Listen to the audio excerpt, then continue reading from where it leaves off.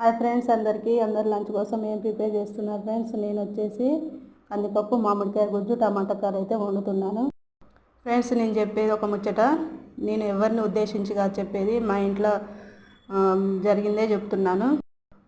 అయితే పండుగ ఉంది కదా ఫ్రెండ్స్, అయితే పిల్లలు స్కూల్ నుండి వచ్చిన తర్వాత మమ్మీ పండుగకు పెద్ద గిన్నెల బిర్యానీ చేసి, పెద్ద గిన్నెల సేమియా చేసి, హలీం చేసి మాకు ఇవ్వు, మేము తీసుకెళ్తాం స్కూల్కు, మా ఫ్రెండ్స్ తీసుకురమ్మన్నారు అని అన్నారంట ఫ్రెండ్స్.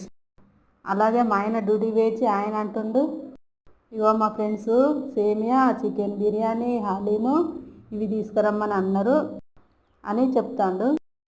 మా పండుగలు వస్తేనే అందరూ ఇది తీసుకురా అది తీసుకురా అని అంటారు, కానీ వాళ్ళ పండుగలకైతే ఒక్కటి బయటకు సెంటు కూడా బయటికి రానియరు. అలాగే పిల్లలు కానీ మా ఆయన కానీ వాళ్ళ పండుగలకు ఇది తీసుకురా అది తీసుకురా అని అస్సలు అడగరు. ఇట్లుంటే